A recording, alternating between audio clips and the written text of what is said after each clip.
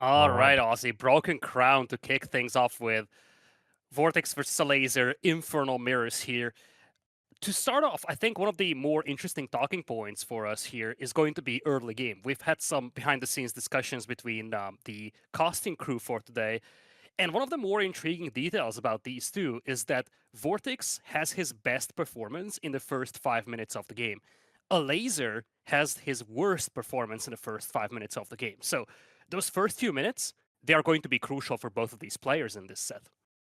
Yeah, agreed 100%. We've seen some pretty wacky strategies out of VortiX before, so I'm curious to see what he brings here because obviously this is going to be the ultimate test, almost the ultimate test, depending on how he does today. But it's time for us to jump in, ladies and gentlemen. Welcome to game number 1 of your very first semi-finals here for EGCTV's Stormgate Open, spawning in the north side of the map in the color red, playing as the Infernals. We've got Elazer.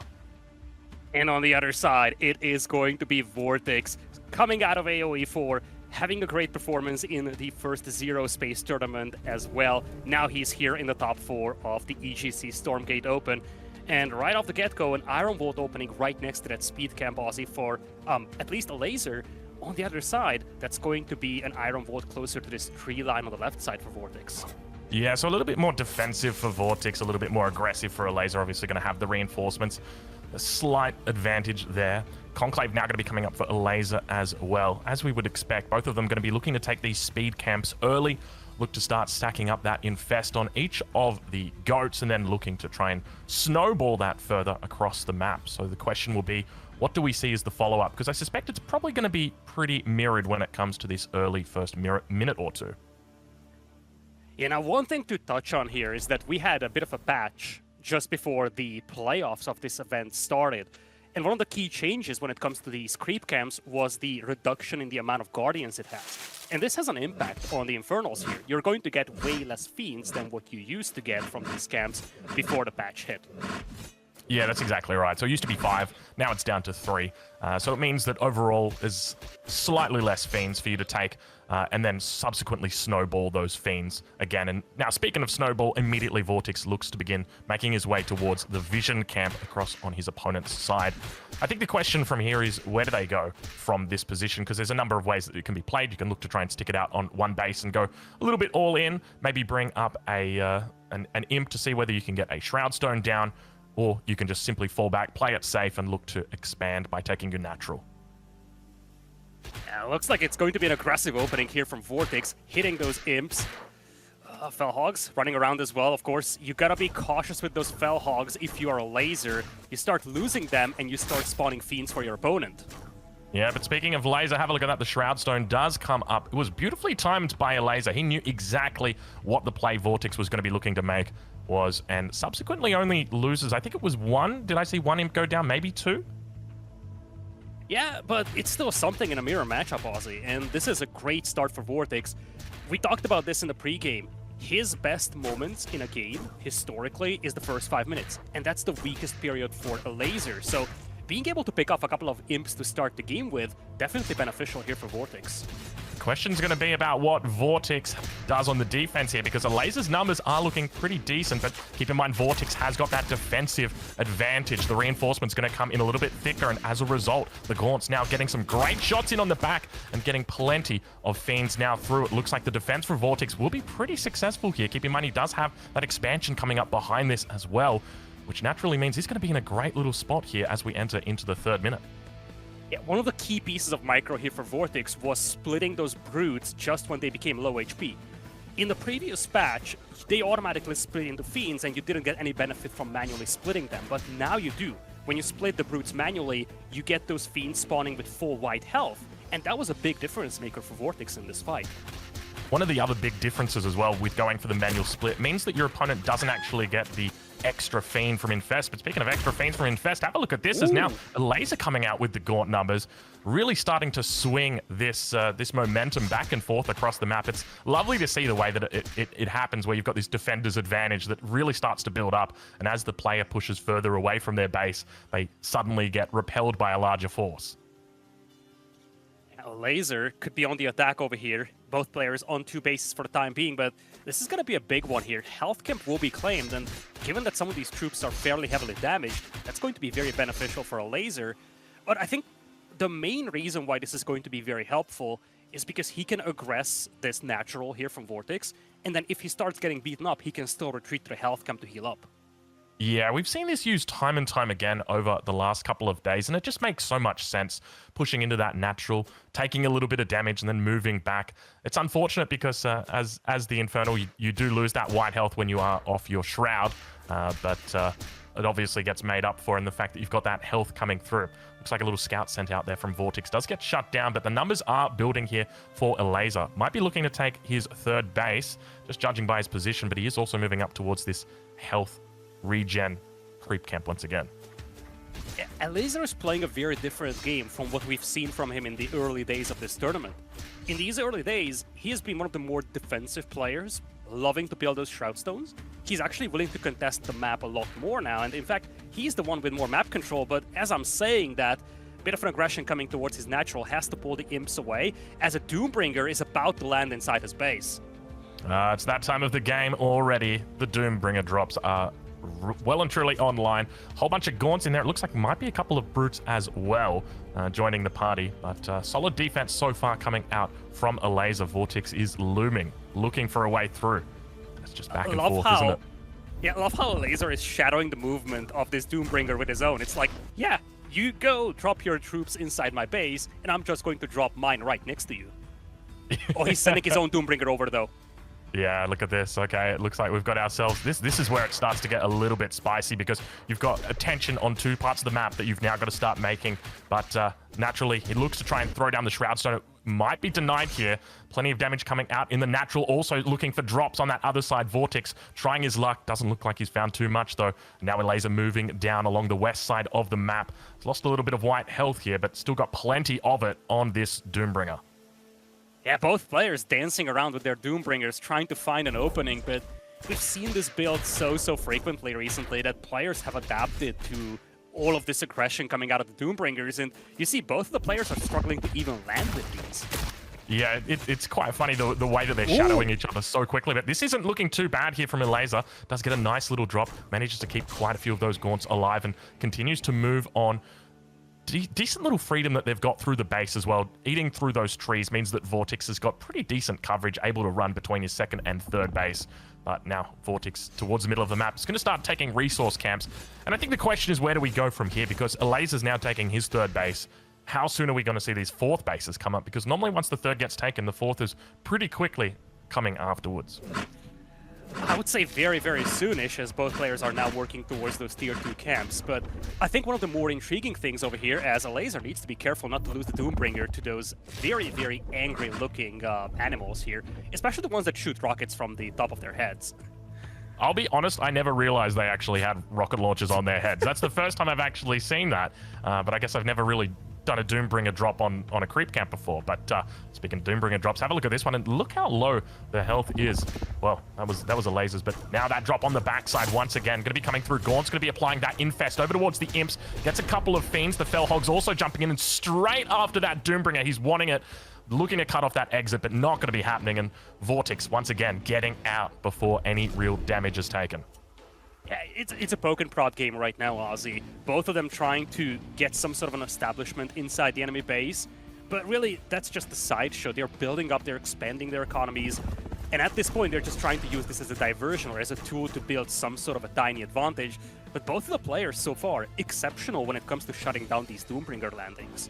Yeah, I think this plays into Elazer 100% because, as we've talked about earlier, always got to be careful. That's so low. Oh, he manages to scrape by on just by the skin of his teeth. But I think this definitely plays into Elazer. As we mentioned earlier on, the longer these games go on, the better it gets for Elazer. He looked really comfortable yesterday when the late game was happening. He definitely felt confident. And now that he's made it through the hard part, which is VortiX well-rehearsed opening, the question is, how does he look to finish this game? So to me, at this stage, in game number 1, I would be surprised to see VortiX take it out in a macro game, but I'm confident he's going to be looking to try his best here as these forces move towards the center of the map. Doombringer spots these forces. This is an empty Doombringer, but it's a great one to scout with. So now VortiX knows exactly what he's up against, but he is getting flanked here by a Magmadon. Yeah, Magmadons are out. Doesn't look like the stun is through just yet, at least for Elazer. VortiX does pick up that Demon Hoof upgrade, though. Looking to get that stun in, and now plenty of Gaunts on the back line. Going to be forced to run away, as there is just chaos absolutely everywhere, Lidakor. Yeah, force is split on both sides here, but it looks like the Magmadon numbers are looking better for VortiX, and they are tanking up a lot of damage. He is the one pushing forward, and he does have the stun as well on the Magmadons, pushing his opponent back into his third base here. Momentum starting to build on the side of VortiX here. Yeah, to keep in mind, Elazer, he loves those Shroud Stones, so don't be surprised if we see a whole bunch pop up in his bases, just looking to defend against these Magmadons.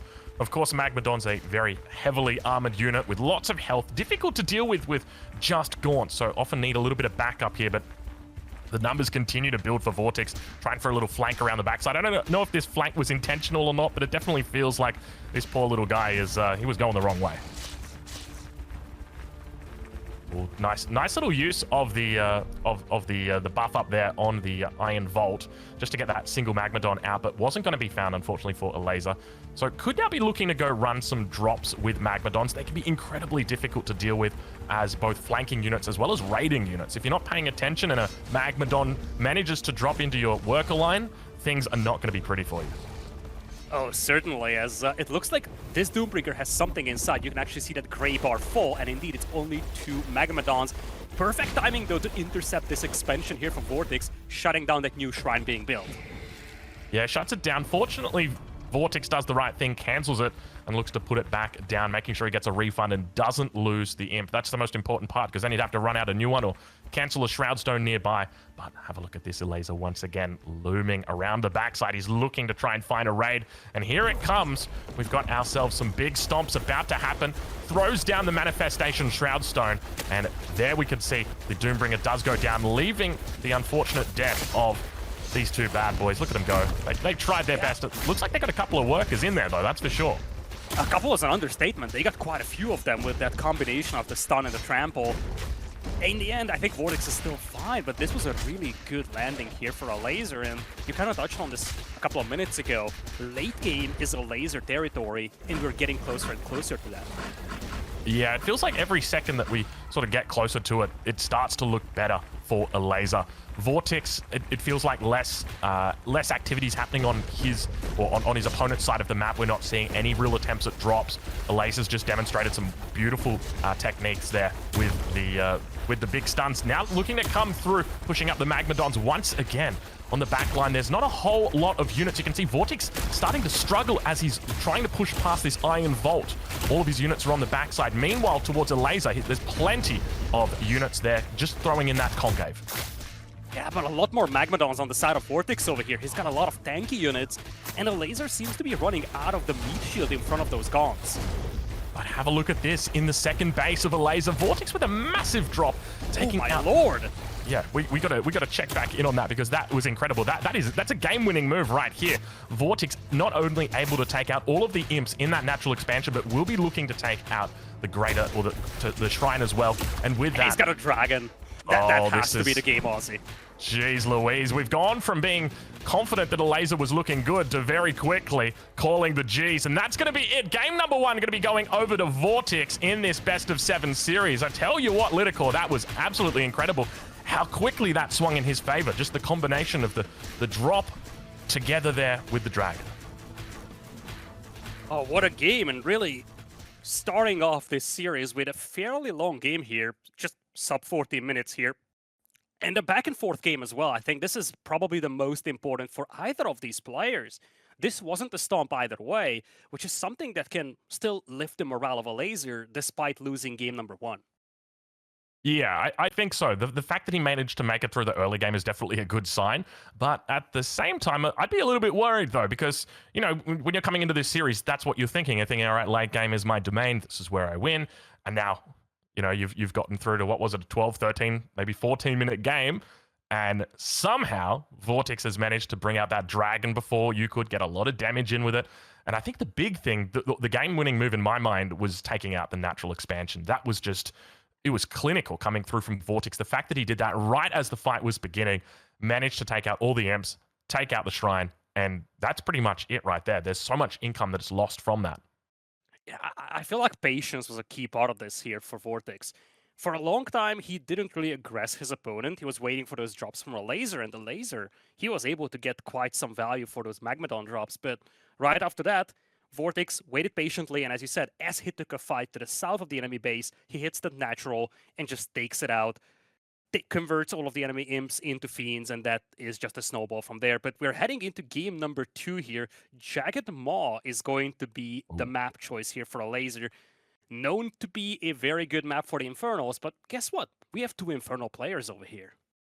Yeah, so it means, how is this going to play out exactly? One of the one of the key things that we're going to be looking out for here is going to be those Doombringer drops around the back. Obviously, the elephant in the room is the siege camp, right? Being able to take the siege camp is going to be a key factor here. And I think what we'll be mainly looking for is whether one player in particular is going to be able to stack up those 2 siege camps together and then look to get an attack.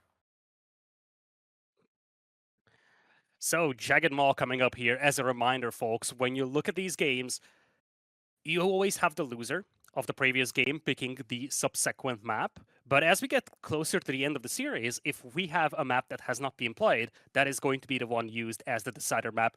1-0 right now for VortiX, ahead of Elazer.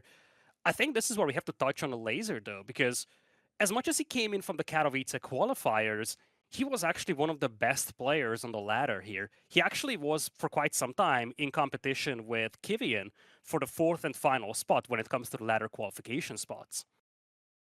Yeah, so it's going to be a bit of a tough one for him. I think with Kiwian obviously being the last Vanguard alive, I will say right now, Lidakor, I'm incredibly excited about the next series as well. The fact that we do get to see the last Vanguard player fight on. But I'll move forward to Jagged Maw.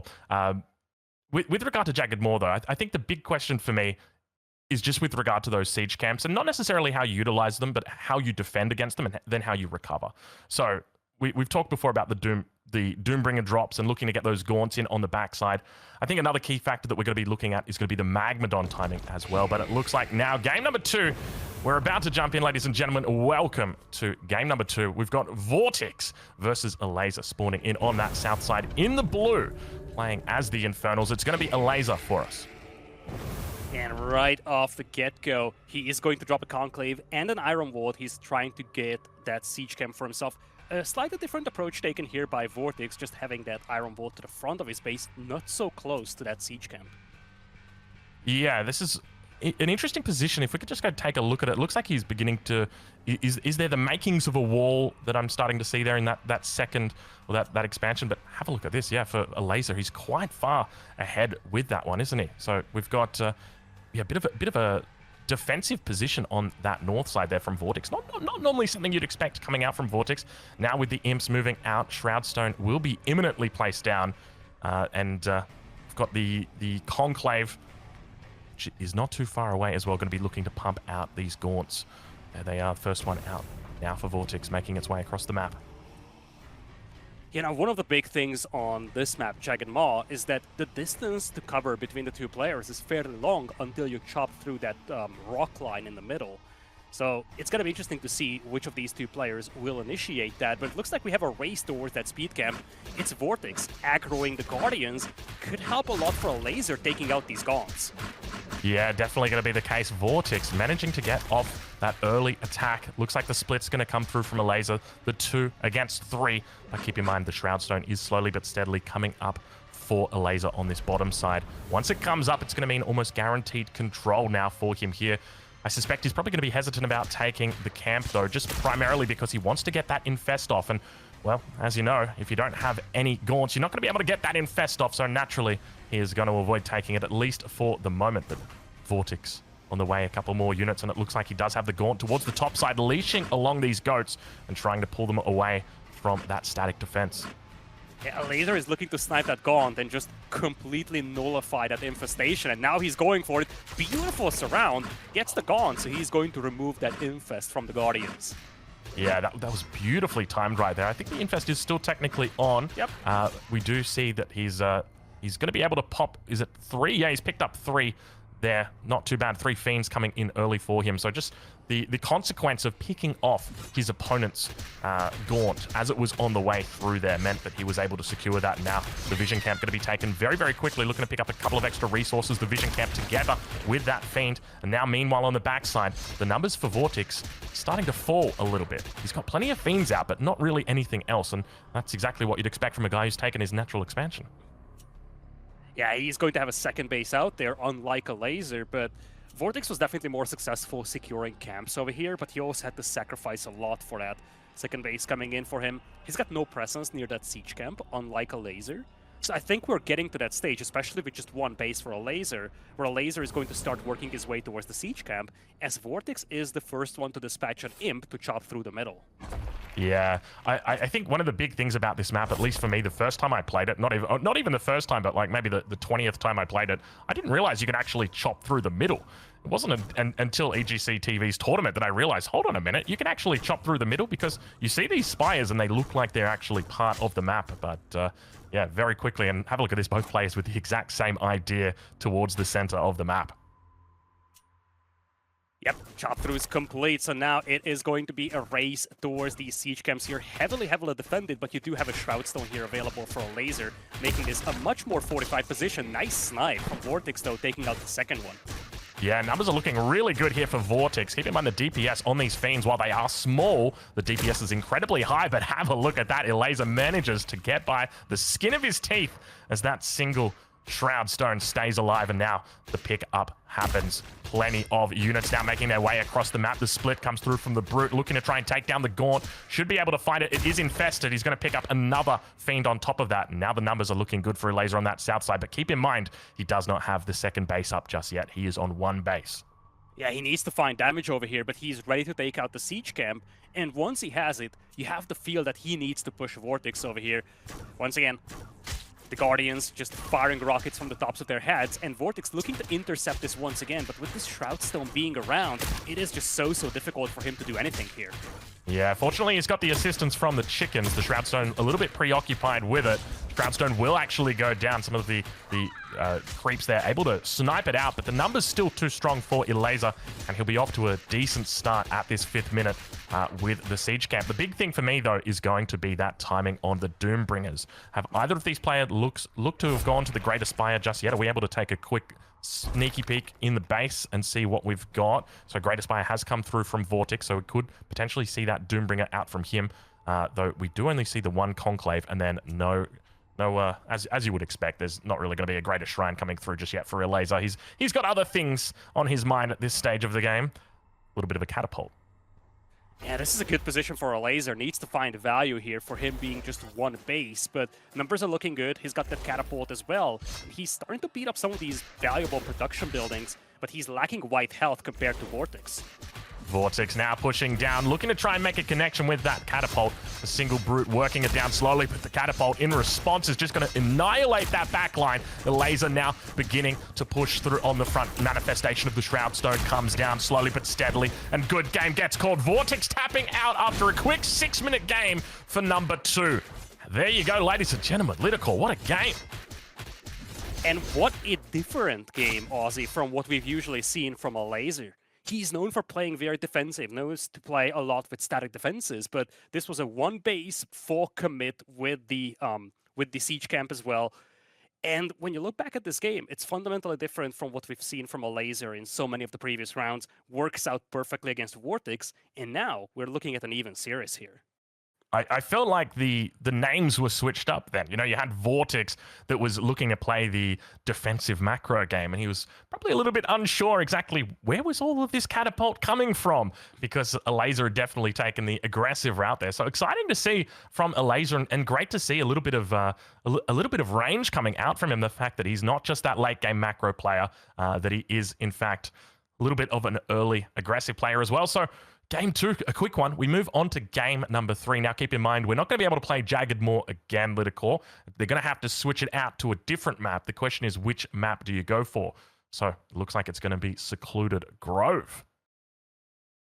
Indeed, Secluded Grove coming in here. First appearance in this series. Once again, Infernals for both of the players, as we'll be heading into the game in just a few seconds. Aussie. So far, neck and neck series over here. Of course, the winner of this series will play either Parting or Kivian later on today in the grand finals. It's going to be an important one for both of these guys so early on in Stormgate's legacy. But ladies and gentlemen, welcome to game number 3 of your first semi-final for EGCTV's Stormgate Open. We begin with an Infernal Mirror spawning in on the south side of the map in the color blue, playing as the Infernals. It's Elazer. And on the other side, now with an even scoreline compared to his counterpart, VortiX coming in with the red color. So far, a mixed bag for him, to be honest. We had a long game, and that was a fairly convincing win from VortiX, but then a somewhat one-sided game in the favor of Elazer on Jagged Maw. Now we are neck and neck heading into Secluded Grove over here. So far, pretty much identical starts over here. Production buildings coming up. I saw Conclave from Elazer. I assume we're going to have the same from VortiX as well, although there is an Iron Vault as well, but there is the Conclave. Just looking to get those Guardians from the speed camp. I think it's so incredibly important that Elazer won that last game. One of the key factors in these late game or late tournament series is tempo. So if you're able to get out 2 really quick wins, that can really change your mindset. It can also change the mindset of the opponent significantly. So the fact that Elazer was able to get a leg up here, incredible stuff for him. And I'm excited about the prospects of this series going the full length. But we'll focus on the game at hand right now as slowly and steadily the speed camp is being taken. But have a look at the timing here from VortiX, looking to focus down the gaunt on his opponent's side. Meanwhile, he's got his own gaunt, just doing a little bit of micro on that backside, slowly and steadily. Have a look at the numbers here, though. VortiX actually trying to snipe away a couple of the goats. I'm not sure who managed to get what, but in the end, it's going to be Elazer with 3 fiends in his back pocket. And VortiX, oh no! What's going on over here, buddy? Yeah, I guess he was just microing his fiends on the other side too much and he lost his own gaunt. But yeah, this was the big difference between the 2 players. VortiX, he split his first brood, headed into the enemy camp, tried to snipe it away from his opponent, and he just used a single gaunt on his own. Whereas Elazer, he committed everything he had on his own camp. Now he's heading towards the second speed camp over here. Has a bit of a head start compared to his counterpart when it comes to collecting camps. Yeah, I guess that's just naturally what happens when you lose a gaunt to the goats. It's painful to see, especially because it's one of those things where as long as your micro is perfect, you shouldn't even, you shouldn't take any real damage on your gaunt. But to lose the gaunt obviously means he was very preoccupied with what was happening over Elazer's side of the map. And speaking of Elazer's side of the map, it looks like that natural expansion will be coming up shortly here. It looks like VortiX has already thrown down his as well. Of course, when it comes to this map, expansions are one of those things that seem to happen quite a bit more. You've got that safety of the tree line, but it's only a matter of time until the Magmadons start marching their way through. Yeah, no player spawned an imp to chop through that tree line to get to the resource camp, so those remain unclaimed for the time being. Curious to see if either of these players will start moving out with an imp for those. Yeah, numbers are starting to look good here for Elazer as well. Feels like he's actually quite a bit ahead with regard to his tempo of the army. Normally there's a path that you do follow, speed camp, into the health camp, followed by the vision camp, and we do, well, you can always mix it up between the vision and the health camp, but definitely feels like Elazer a little bit ahead on that timing, which gives him that ability to get out on the map just a slight bit more, but not going to be looking to really use too much of this army. Denies the scout here as well, so VortiX not going to get too much information about what the plan is this game. The question is now, where are those Doombringers, Lidakor? Well, they will have to wait a little here as the Fiends are moving in, trying to do some damage. A lot of defenders back at home here for VortiX, so no value found by Elazer. At the same time, VortiX was looking to pick up some of those resource camps, and he has done just that. So he's got a head start in that department. Yeah, numbers here looking pretty decent on this south side. If we could ride on board with Elazer for a little bit, I'd love to take a look and see whether we've got those greater shrines that are coming through just yet. That's going to be a key factor here. It doesn't look like we've got there's the greater shrine just coming through right now for VortiX, and the greater shrine is now through as well for Elazer. So timing here pretty standard, not quite as fast as some of them, but there is the first of the Doombringers. A pretty competitive time though. I tell you what, 4 minutes 30, having a Doombringer out is a very nice timing. Yeah, a couple of Fiends moving in here for VortiX, not finding a lot of value, but he's got his own Doombringer as well. And it looks like both of the players have 2 Brutes garrisoned alongside a couple of Gaunts. I'm actually curious if those brutes will be split to fiends quickly to try and chase down some of these Felhawks, some of the imps. Yeah, definitely a possibility. Alternatively, you can look to just use it to tank up the front line. One of the big factors here is going to be the position on these Felhogs. And you can see from a defensive perspective, Elazer's got plenty of them, but they can be used against you, and you've got to be really careful with exactly how you play it. The numbers here are pretty decent for the defense from Elazer, but have a look at this on the top side of the map. It looks like VortiX a little bit unaware. He's going to manifest that Shadow Stone, or rather Shroud Stone, but manages to get out of there. Elazer does. Meanwhile, on the south side, VortiX is trying to keep up, but doesn't look like as much damage was done. It's difficult to judge who has the edge over here without indicators when it comes to the worker count, but I feel like kind of equal amounts of damage was done on both sides here. One thing to note is that Elazer's Doombringer has been beaten up very badly, so he needs to be very cautious when it comes to the subsequent landings. Yeah, that's a great point. Managing to manifest that Shroud Stone almost right on top of the Doombringer can be really, really difficult to deal with, because you know how much health you've got, and naturally you're thinking, okay, I've got this much space to play with, but then the Shroud Stone comes out of nowhere, and all of a sudden it is a different ball game. But a little bit of a chase is going to be looming here. Elazer throws down, and it looks like we've got ourselves a good old-fashioned country showdown. Have a look at this. Gaunt numbers are pretty damn decent, though, for VortiX. I think he's going to be able to... Ooh, it's pretty close, but yeah, the numbers are managed to go in favor of VortiX. He keeps alive both his Doombringer as well as all those Gaunts inside. Yeah, that's a big one, because his opponent lost his own Doombringer, so now VortiX is looking to just drop into the enemy base, while his opponent is a little slow to move across the map here with all these brutes. Yeah, all right. Well, expansion's now starting to come up. Looks like third base for VortiX, as well as Elazer, is now taken. Keep in mind that there's also the option to throw down the shrine on top of that thorium expansion that is just outside the second base. It looks like for VortiX, he has gone about doing that, whereas Elazer has not looked to have taken that. So I think technically you could say that we've got VortiX here on 4 bases almost. I don't know if that, how would you describe it, Lidakor? Yeah, this is a big difference maker. On this map, Secluded Grove, you have to break those Therium veins to have these extra deposits spawn for you. And that's something that VortiX has done, unlike his opponent. So when you look at Elazer's side of the map, he's got 1 Therium deposit to work with right now.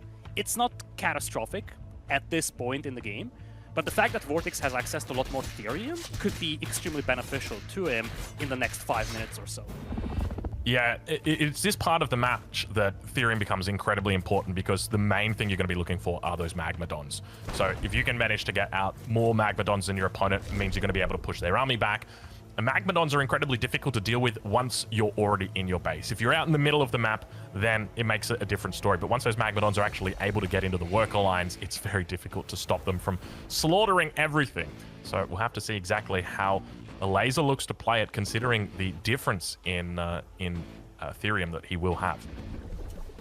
Yeah, I'm actually surprised that Elazer is not breaking any of these Therium veins. He definitely has the time to do so, but looks like he's content with what he has right now. Doombringer once again coming in from Elazer, gets intercepted by VortiX, and VortiX himself is looking for a landing once again. Yeah, VortiX with the army moving down to the south, looking to take the health camp. Might be doing a little bit of a drop into the main base. We'll have to check in with that Doombringer shortly. It's just doing a little bit of rounds. It actually just spotted out the Therium, and the fact that it's still closed. This should be a bit of a, not a red flag for VortiX, but rather a green flag. I think for him, basically, this means you just chill for the moment, look to macro up, and then kill him with your timing and your far superior amount of high cost units. I think that's just naturally what's going to be happening here. So VortiX at this stage of the game looking good. A little bit of a drop inside the main base. Gaunt's going to get a bit of damage off, but they're all pretty low health, and unfortunately it's not going to go the way for Elazer once again. So it looks like got like 4 fiends from that. Yeah, it doesn't feel like Elazer's drops have been really that successful this game, Lidakor. He managed to do a little bit of damage on that first drop. I think he took out about 4 fiends, because I did see the Luminite go down from 12 workers down to 8.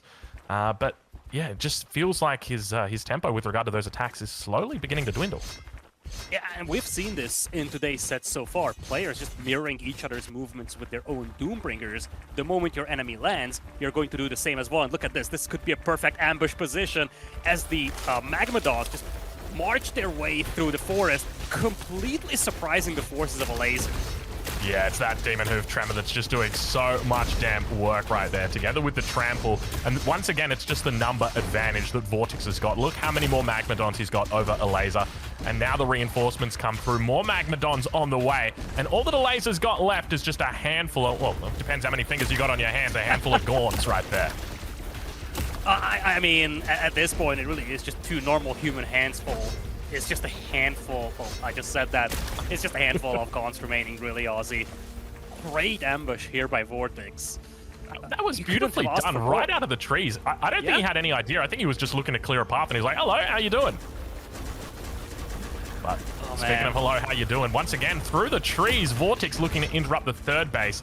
A little bit of a flank coming through, but unfortunately, it's just going to be a single Gaunt that comes out of the Doombringer. Not normally what you want when you're looking to flank around these parts. Ideally, we would have seen a couple of, a couple of stunny boys would have been nice. But yeah, unfortunately, the Magmadon numbers here for Elazer aren't the best. Yeah, now look at VortiX. He is expanding towards that middle grove area.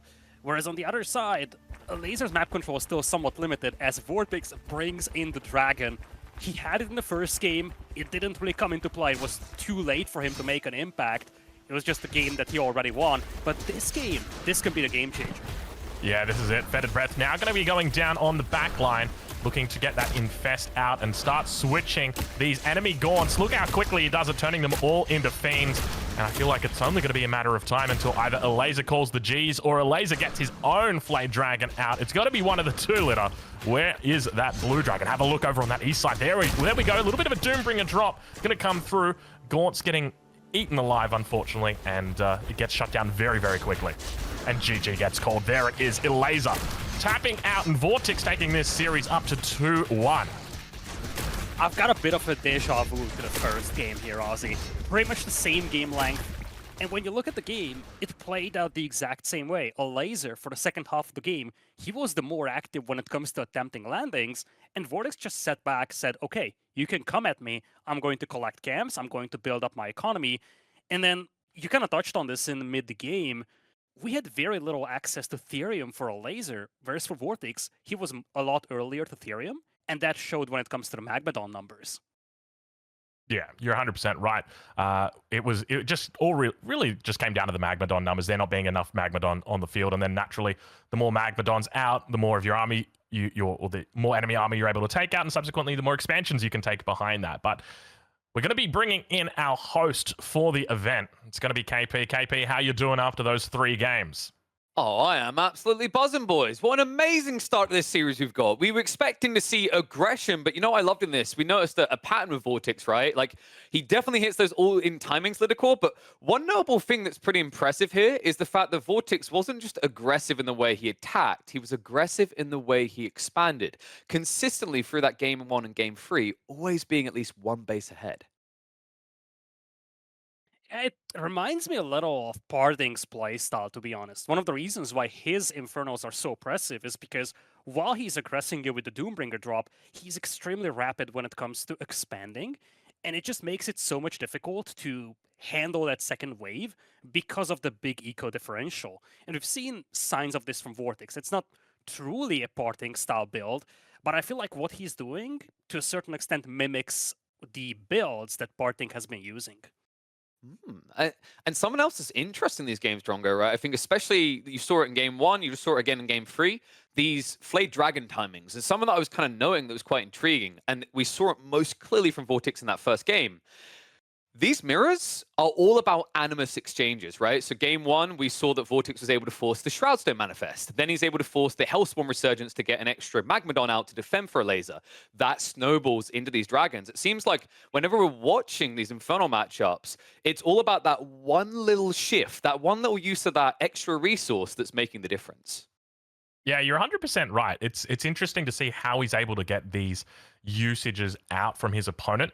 And I also think it might just be the fact that he is quite patient himself and just saying, he's going to take a step back and thinking, do I really need to manifest my Shroudstone right now? Okay, let's do it just to defend this drop so it doesn't get out of hand. but then we don't really see him using too much else of the anima, and as a result, he's able to get that dragon out before his opponent. And you'd think that they'd be on relatively close numbers, because remember that when a unit dies, as long as there is one of your units close to it, you should be picking up that anima for it.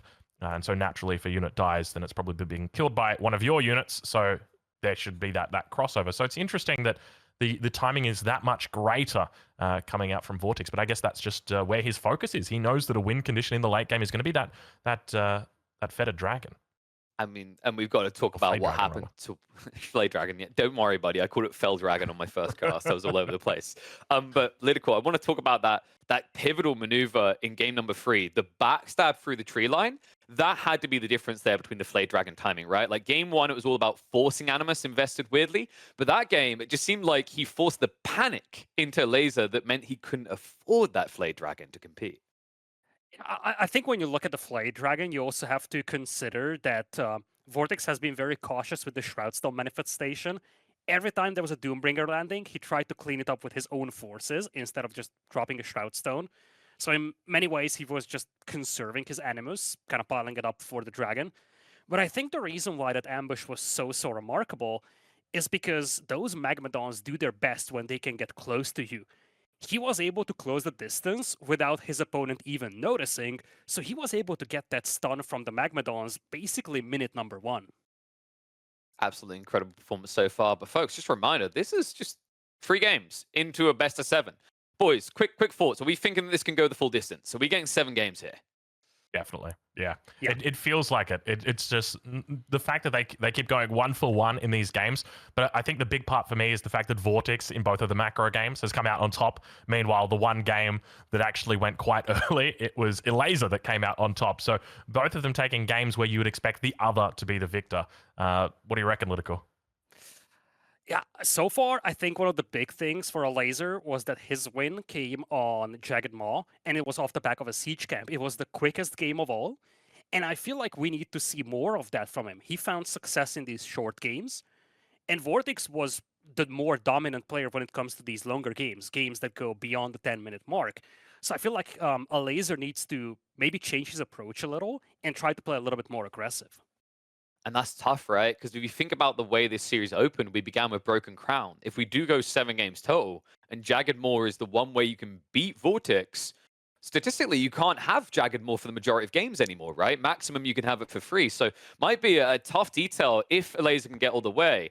But I think we're about ready to get into the next game. Folks, just a reminder before we do, if you do donate at least 10 subs in one drop, you can immortalize yourself in a moment in these semifinals and grand finals. Your name's going to pop up on screen, so I want you guys to keep an eye out for the GG moment. Slap bang that 10 plus gifted. And who knows, when we look back at the history of Stormgate, your name may just be etched into it. But boys, I think it's time to get back to the map draft and back to the series.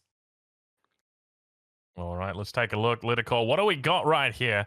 It is going to be Broken Crown. So heading back to map number 1 of game number 1. That's exciting. A little bit of a standard map, especially when it comes to Infernal versus Infernal. But now, Lidakor, it is time for us to dive into game number 4. Oh, I'm excited.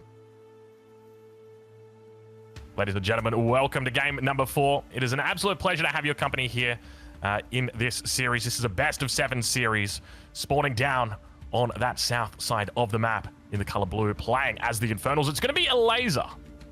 And now, with a 1-point lead, spawning in on the northeast, it's going to be VortiX once again with the Infernals. Broken Crown, this is the second time that these two are playing this map in this series. And the first time, it was VortiX winning it. So far, Elazer was only able to win a game on Jagged Maw. Let's see if it changes here in game number 4. All right, well, standard little opening right here as we've got the cut through. It's going to be happening. One of the key things to look out for is going to be the early speed camps that get taken. Conclave has gone down inside the base here for Elazer. In fact, it's going to be a double Conclave opening. Have a look at this. A little bit of difference between... Can I just double check? Was that a double Conclave opening that I saw? Indeed it was. Yep. There you go. All right. So, and he's going to be looking to actually contest the speed camp over on the east side. So looking to play it up a little bit different. And there's the Iron Vault. Okay. So it's double Conclave and the Iron Vault up against a single Conclave, I can only suspect. Let's double check. Let's have a look inside the base of VortiX. He wants to take this camp. He's playing a lot more aggressive here, Aussie. Yeah, this is going to be it. He's going to have the number advantage. Might start out in favor of VortiX because he's got those reinforcements a little bit closer, but the splits are going to come through. Gaunt on Gaunt action. Both of them going to be going down. Third Fiend going to be popping out for both of them. And look at the micros. They bring back the lower health Fiends. But unfortunately, at the end of it, Elazer comes out with quite a bit of damage on his Fiends compared to his opponent. What did it go down to, Lidakor? What was the difference between it? It's tough to say. Everything happened so quickly, so I would lie if I told you I know what happened exactly. But the key detail here is that Elazer was able to snipe that first Gaunt from his opponent. So he was trying to eliminate this infest effect that now VortiX is using to spawn all these Fiends and start snowballing this game. All right, well, numbers are starting to look good for VortiX. Look how many Fiends he's got. This is ludicrous. Consider the fact that he's also down on the production facilities against his opponent, just able to utilize these early Fiends as his units. This is all he needs. He's going to be thinking about an expansion behind this. He doesn't even need to pay for his units at this stage of the game. And we talked about this prior to this game. Elazer might need to play a lot more aggressive, but it's difficult. His weakest period in any game is this sub 5-minute window. That's the strongest period for VortiX. And it looks like momentum is building up here for Elazer here, getting another kill on that Gaunt, and kind of confining his opponent into the base. And I don't think the speed camp actually has been claimed here, so one base build from both of these players, a lot of aggression early on.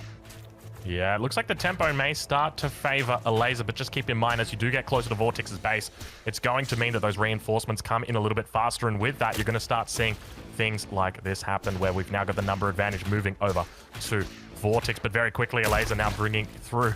Geez, the numbers are just so amazing how quickly they turn, isn't it? Yeah, at this point, no one is using brutes. They automatically split them so that they get Fiends with full white health, and they're just looking to snipe each other's Gaunts. This is exactly the level of craziness we have in this game, Aussie, in many ways. You want to snipe those Gaunts because those are your tools to secure additional Fiends from the Camp Guardians and from the enemy troops. That's exactly right. And if you could deny those Gaunts from ever really getting their attacks off, then you're going to be denying any additional Fiends from coming out. But have a look at this. Elazer looking to put pressure onto VortiX, trying to get him to force the cancellation. Not going to happen just yet. And have a look at this. A huge amount of Gaunts now coming out. It makes me think he may have looked to have used some of that anima on just getting out. A little bit of a Hellspawn resurgence, I think.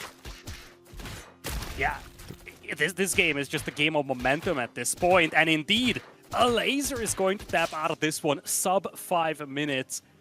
VortiX quick to strike, and he moves on to match point here with a very swift win here on Broken Crown. Jeez Louise. Okay, that was not something I was expecting to see. The numbers just kind of came out of nowhere. You saw in that defense, it was looking good from the perspective of Elazer, but then all of a sudden, this whole bunch of Gaunts just came out of nowhere, and you can see the power that VortiX throughout this series has really utilized quite well with just the anima. The anima use has just been incredible. He's won 3 games right now with the use of the anima. It's tricky, right? But because when you look at this game, Elazer played a lot more aggressively compared to the previous games. But you just see how momentum-based Infernal Mirrors can be. It all comes down to you being able to get one of those good fights where you spawn a couple of Fiends for yourself from the enemy army. And that's kind of what snowballed this game out of control here as well. Elazer tried to be a lot more aggressive, but VortiX handles the pressure and now moves on to match point. Well, it's match point, but Elazer moves to the only map that he's managed to win so far. It's Jagged Maw, so he's going to be hoping for a repeat of that second game in the series. Lidakor, it's exciting. It's match point already. It's pretty early on in this series, so I'm going to be honest with you. I thought... I'm a little bit surprised that VortiX was able to win that one so quickly, but I guess Elazer just respecting the fact that VortiX managed to get that second base down. He wasn't able to deny it, and yeah, now we move on to game number 5. Yeah, Elazer still looking to hold on for this one, and Aussie, I mean, we know a lot about VortiX. He has been very active in AoE 4. He came into Stormgate, was a top 4 on the ladder. He was also top 8, I do believe, in the first Zero Space tournament. But we haven't really touched on the fact that Elazer did pretty much the same thing as well. He was active in StarCraft. He was actually on the talent roster for IEM Katowice. he goes into zero space. He actually won the first zero space tournament ever, and now he's here in the semifinals of EGC Stormgate Open. But looks like he is going to be the underdog in this series. Needs 3 consecutive wins now to get himself into the grand finals. It's impressive, isn't it? It's just one of those things where it's just like the natural raw talent. Like I think about it, I went to school with a guy and he just played 11 sports, and it's just, he was at the A grade in every single one of those sports. And it's like, I don't know how you got the time to do it. I don't know how you've got the skill to do it, but it's just that natural raw RTS talent that a lot of these guys have got. The fact that they're able to just move from game to game, a lot of the skills transfer, but I guess at the end of the day, it's just, it's often a skill issue, but not for these guys. Anyway, ladies and gentlemen, it is time. Welcome to game number 5 of your semi-final series. It's VortiX versus Elazer, spawning in on that north side of the map in the color red, playing as the Infernals. It's Elazer. And on the other side, now looking at a match point, just 1 win away is VortiX with the color blue, doing the same kind of approach that he had before in the previous instance of these two playing Jagged Maw. It's a front iron vault, but it's not close to the creep camp. Whereas on the other side, Elazer is once again positioning himself so that he can take that siege camp on his side. Yeah, I suspect Elazer might be looking to emulate that same play that we saw in the second game. We do now start to see that Fiend beginning to move out. He'll be looking to put down the Shroud Stone just outside of the speed camp. We'll wait and see whether he's able to actually get it up. Of course, there's a couple of ways that you can try and deal with it. One of those ways is going to be looking to get your oh gosh, I'm sorry, I'm drawing a blank. Get your Fiends out as quickly as possible. But I think the fact that he hasn't put the Iron Vault inside the base has meant it's probably going to delay those Fiends quite a bit here. Yeah, it's a balancing act, right? In a mirror matchup like this, especially at the highest level, you want to maximize your efficiency. So dropping that Iron Vault to the front is exactly what you need to be just a couple of seconds quicker to this creep camp on the left side compared to your opponent. Yeah, that's exactly it. And now, looks like the early infest will come off. Splitting the Brute already. It looks like we're going to have ourselves a good old classic 2 Fiends and a Gaunt go down. It's going to be 3 on 3, but slowly and steadily, the Shroud Stone does come up, and that is going to mean it's only a matter of time until this camp does go in favor of Elazer. Keep in mind, he wants to avoid actually pulling these over. Do we have a Gaunt on the way? It looks like there's a couple of units moving over. I don't think he's going to be able to pick it up. And meanwhile, to the south side, have a look at this. Another 3 Fiends down on this south side. Numbers starting to build here. And early on, you can't really give an advantage to either player. No one's really won a fight overwhelmingly. Yeah, most of those Treasure Guardians went down without infestation, so there weren't many Fiends that actually spawned from those Guardians, hence the low numbers on both sides. But now Resource Camp has been claimed by VortiX. That's not so much the case for Elazer. VortiX having a bit of an advantage when it comes to the timings here, but the Shroud Stone already being dropped close to that siege camp. Elazer, he loves his own Shroud Stones. He has been using them throughout the previous rounds. We haven't seen that many of them from him today, though. Yeah, you're not wrong. Typically in the games that we watch him play, there is a huge amount of Shroud Stones. In fact, I remember KP actually mentioning the fact that I think Elazer's had the most on average Shroud Stones per game that he's played, which I guess goes to the credit of his defensive prowess. But he's going to continue adding them in. I wonder if we're going to have a macro game from him here. It looks like at this stage, though, it's going to be a focus on these siege camps. Looking to bypass the front line. Have a look at the number of units VortiX has got out right now. There's going to be a huge amount of production on the backside. Trying his best to keep it all together. Needs to make sure he avoids losing these Fiends and Gaunts. Meanwhile, Brutes towards the front side. No splits coming through just yet. As long as he's able to keep one of the Gaunts alive, he should be okay. But he's got to be really careful right now. VortiX is looking super solid as the units now look to surround. He's going to be able to split the Brutes on the backside. Trying his best to hold on for dear life. Gets a couple of infests off, and it looks like the number advantage will be slightly in favor of Elazer. He lives to see another day, but he is right on the precipice there. Yeah, VortiX is trying to just prevent his opponent from taking this siege camp. That siege camp was what propelled Elazer to a victory in the previous time when they played this map. So right now, VortiX is just playing for the denial. Both players on one basis only. You really feel like whoever gets a little momentum here when it comes to the army numbers will be the one taking this game.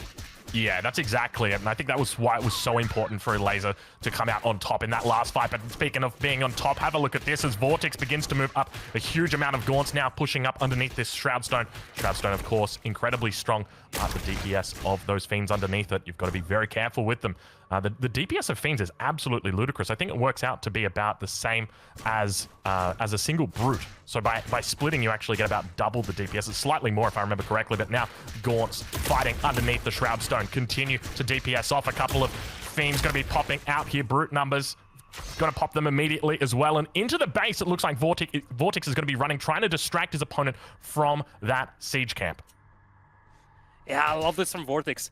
I think he understands that he cannot really contest that Shroud Stone anymore. His momentum was shrinking, so he's trying to find ways to distract his opponent. And as I'm saying that, he's trying to just yoink this camp away from his opponent, but he is the one aggroing the Guardians. And he's now kind of trapped in here as the Brutes from Elazer are being split into Fiends here. VortiX trying to survive in the corner, but it looks like he's just gonna get cleaned up. Yeah, it's starting to look a little bit better for Elazer. Oh, he got the catapult! Oh wow, that's absolutely huge. This means that not only does he now have it, but it's going to deny Elazer's timing here. But the number advantage is in favor of Elazer at this stage. Really, really nice swing there from him. That's incredible timing for him to be able to get that. That is monstrous from VortiX. He got cleaned up, but he yoinked the catapult away from his opponent, and now he's sitting there like, okay, you committed so much into capturing that camp and capturing the catapult, and I just took it. Sure, I lost it 5 seconds later, but now you don't have a catapult. And don't forget, VortiX still has a siege camp that he can claim. He does, but Elazer also has a siege camp that he can contest.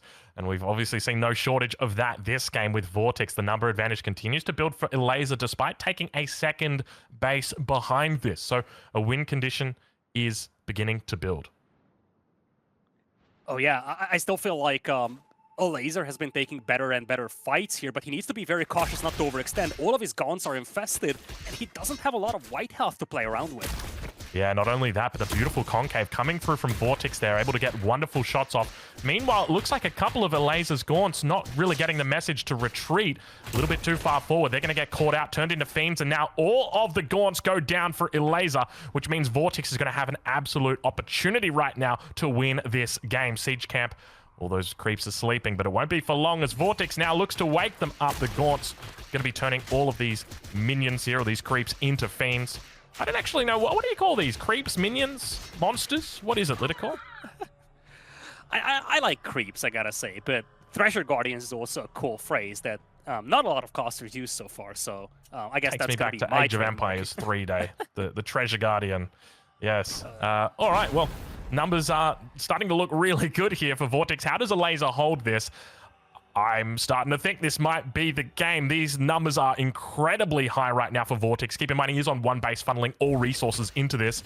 And now towards that top side, Elazer tries to find a way through. There's no units on that catapult. It's going to be uncontested, not to mention the fact the Brutes are underneath now. Looks like he's going to have to use that Hellspawn Resurgence to try and get it. And that's going to be it, ladies and gentlemen. VortiX takes the series 4-1 up against Elazer and moves through to the grand finals. Little details matter, folks. The fact that VortiX was able to steal that catapult from his opponent just completely nuked the plans of Elazer for this set. And with that, VortiX wins this series in a 4-1 fashion. Very, very dominant. Goes to show why he was a top 4 player when it comes to the ranked ladder. Yeah, that was an incredible performance there from VortiX. And I think there were a couple of factors in this game that led to the defeat of Elazer. Number one is, as you mentioned, it's going to be denying out that siege camp from your opponent, or stealing it from your opponent. Depends on how you want to look at it. And then the second one was the overextension by Elazer with the Gaunts. He was very aggressive coming out of there, and I feel like that was a decision he didn't need to take. He expanded with a second base behind it. Now, of course, he was very aware of the fact his opponent could look to try and take that siege camp, and I think naturally wanted to sort of push in and try and test the waters a little bit, but unfortunately, he just got caught out of position, and very quickly, all of those Gaunts were turned into Fiends, and his opponent was just able to punish him. Yeah, VortiX just looking as strong as ever, and really, it's gonna be wonderful to see how he's going to match up against either Parting or Kivian going into the grand finals. Of course, this was only the first semifinals. in a very short amount of time, we will be beginning the second semifinals as well. Parting, big fan favorite, absolute monster when it comes to the ladder, when it comes to this tournament, yet to drop a single game in this tourney. He is going to be facing Kivian in the subsequent set. Whew, and what an interesting set that one's going to be, boys. I mean, great cast there, great games coming out all around. I think something that's quite interesting there is actually we dissected game 1 to 3 already. We talked about this attacker versus defender kind of mentality and the fact that VortiX is always staying ahead. Things completely spun out of whack in game 4, though, right? That play on Broken Crown, we saw Elazer switch up the build. He went for the speed camp contest, which I would say on the older patch when we used to have 5 creeps worked a little bit better. But the crazy thing is the fact that Elazer tried to be the all-in offensive player. But the big question mark in my mind, Drongo, is if he wanted to be the attacker, why did he choose Crown instead of Jagged Maw? Yeah, a bit of a curious decision, isn't it? But I guess looking to play into the siege camps, obviously, his strength throughout this tournament has been his static defense, getting down the Shroud Stones. And he knew that he'd be able to contest that early speed camp. He knew he'd be able to convert that, or at least hopefully, into a siege camp by taking that extra step of putting down the Shroud Stone. But obviously, it didn't all go to plan. It unfortunately meant that the siege camp was sniped away, and it was a painful loss for him in the end. Yeah, I think the interesting thing there is the fact that in that final game, Lidakor, he just completely ignored the Shroudstone play that I think for most Infernal players has kind of become meta, right? Like I think the recurring theme we've seen here is VortiX on these openings in the IVI is choosing a more condensed beginning, whereas typically when we watch the mirror matchup, it's all about flooding the map for the creep camps ASAP.